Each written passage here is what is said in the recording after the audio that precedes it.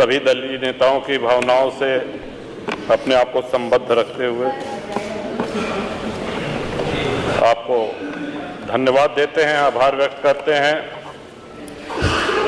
जैसा कि आपके निर्वाचन के समय हम लोगों ने कहा था कि आपका ये कार्यकाल ये नई परंपराओं का, कीर्तिमानों का कार्यकाल हो, ये हम सभी की शुभेच्छा थी।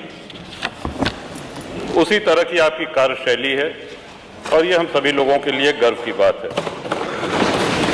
श्रीमान, एक निवेदन है, माननीय संसदीय कार्य मंत्री कभी कुछ देंगे नहीं। वो शास्त्रों में कहा गया है निपस्य चित्तम कृपणस्य वित्तम, तो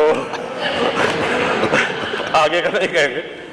लेकिन श्रीमान, इतना विचार जरूर किया जाए कि 403 विधायक हैं और इसमें कोई सत्ता पक्ष और प्रतिपक्ष की बात नहीं है। अगर सभी लोग कह रहे हैं कि हाँ हमारे क्षेत्र में पेयजल के लिए हैंडपंप की आवश्यकता है, भले आप सदन में मत घोषणा करिए, लेकिन आप जहां से होना है वहां इसको अवश्य हम लोगों की बात पहुंचाइए। क्योंकि अगर आपसे कुछ कहते हैं तो माननीय संसदीय कार्य मंत्री जी का एक बड़ा ही चुप करा देने वाला एक वक्तव्य है कि तुम घुटने के डॉक्टर से जो है दांत के दर्द की दवा मांग रहे हो। तो हमने कहा कि या तो दांत के डॉक्टर से अपॉइंटमेंट दिलवा दीजिए और या दांत के डॉक्टर से दांत के दर्द की दवा। और श्रीमान, जहां तक जीएसटी की बात है, इतना अवश्य है कि जो भी हम लोगों के हाथ में विधायक निधि आए वो उतना ही जो है बाहर संदेश जाना चाहिए। अलग अलग ढंग से जीएसटी को लोगों ने जोड़ा है। कोई कह रहा है 18% तो 4.25 है तो 4 मिलेगा, 3.25 मिलेगा, जो भी मिले आपकी तरफ से यही आना चाहिए कि इतनी विधायक निधि है और ये हमने या तो जीएसटी मुक्त करके पूरा 5 करोड़ दे दीजिए, और नहीं तो 4 करोड़ अगर मिल रहा है तो उसको 4 ही करोड़ बताया जाए, 5 करोड़ न बताया जाए, क्योंकि जनता ये समझेगी कि हमको बहुत। और ये श्रीमान पूरे सदन की भावना है। इसके साथ ही विधानसभा के सभी कर्मचारी, सभी अधिकारी, आप सबका हम आभार व्यक्त करते हैं। श्रीमान, एक मांग छोटी सी सुरक्षा कर्मियों की तरफ से आई है कि जितने दिन सदन चलता है इनको पौष्टिक आहार भत्ता पुलिस कर्मियों के बराबर दिया जाना चाहिए। इस पे आप कृपा पूर्वक विचार करें, यदि संभव हो सके तो बहुत अच्छा रहेगा। इन्हीं शब्दों के साथ विधानसभा का माननीय श्री उमाशंकर सिंह, ये हो जाएगा, ये करवा देंगे।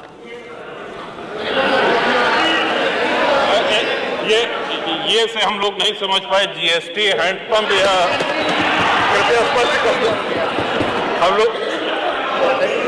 ये सुरक्षा कर्मियों वाला। लेकिन जिस लोकतंत्र का गला घोंटने का काम कांग्रेस ने किया था, आज उसी के साथ आप मिलकर के क्या काम कर रहे हैं और क्या करते रहे, क्या करते रहे आप लोग। तो हमारे बजट पर, हमारी सप्लीमेंट्री डिमांड पर आपने उंगली उठाई। मैं पूछना चाहता हूं, मुझे आप लोगों की बातों पर पंचतंत्र की कथा याद आती है। आपने सुनी होगी, 4 ठग थे। एक किसान एक बकरी लेकर के जा रहा था, तो चारों ठगों ने कहा कि इस किसान से बकरी कैसे ली जाए। तो हो सकता है कि उनको थोड़ा लोक लाज रही हो, तो उन्होंने कहा चलो छीन तो नहीं सर पाएंगे, तो एक काम करते हैं, चारों अलग अलग जगह खड़े हो जाते हैं और अलग जगह खड़े होकर के हम लोग ये बोलें कि भाई ये कुत्ते का बच्चा कहाँ लेके जा रहा है। तो एक वो किसान बेचारा अपनी बकरी के बच्चे को कंधे में रख करके लेके जा रहा है, तो पहले ठग के पास से गुजरता तो बोलता, अरे काका ये सब क्या ले जा रहा है, ये कुत्ते के बच्चे को अपने कंधे में लेके क्या जा रहा है। किसान बोलता, अरे धूर्त कहीं के, ये कुत्ते का बच्चा नहीं बकरी का बच्चा है। वो हंसते हुए चुप हो जाता है।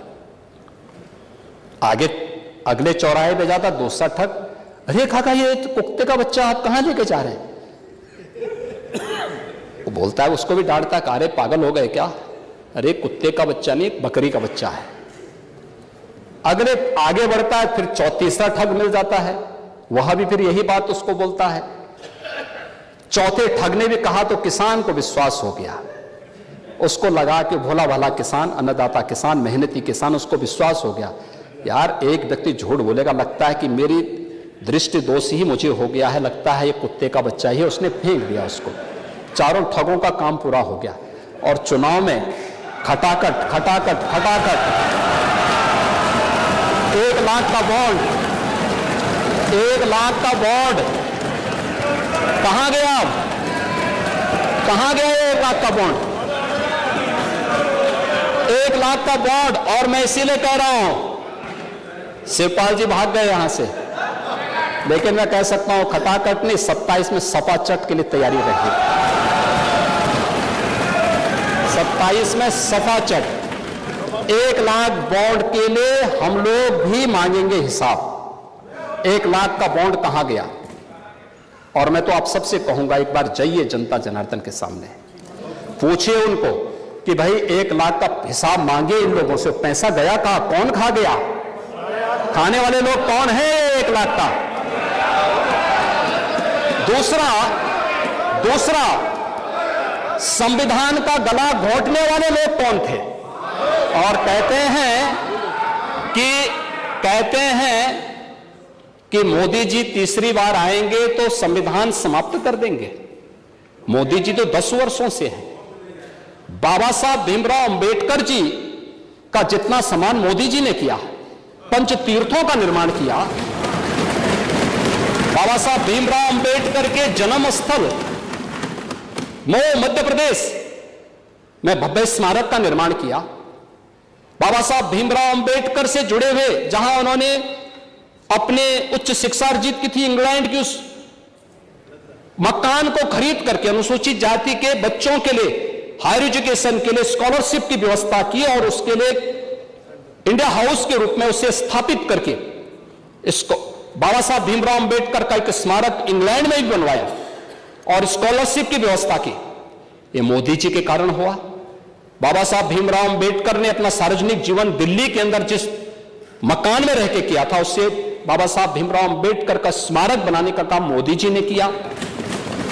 बाबा साहब भीमराव अंबेडकर ने सामाजिक व्यवस्था के खिलाफ बौद्ध धर्म यानी दीक्षा जहां नागपुर में जिस स्थल पर ली थी, उसे भव्य स्मारक बनाने का काम मोदी जी ने किया। बाबा साहब भीमराव अंबेडकर की चैत्य भूमि मुंबई को भव्य स्मारक के रूप में स्थापित करने का काम मोदी जी ने और भारतीय जनता पार्टी की महाराष्ट्र की सरकार ने किया।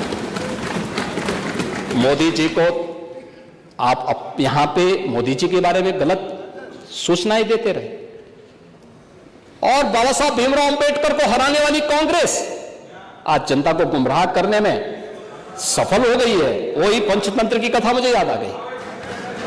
आरक्षण समाप्त कर देंगे। आरक्षण, मैंने तो आपके सामने एक झलक प्रस्तुत की।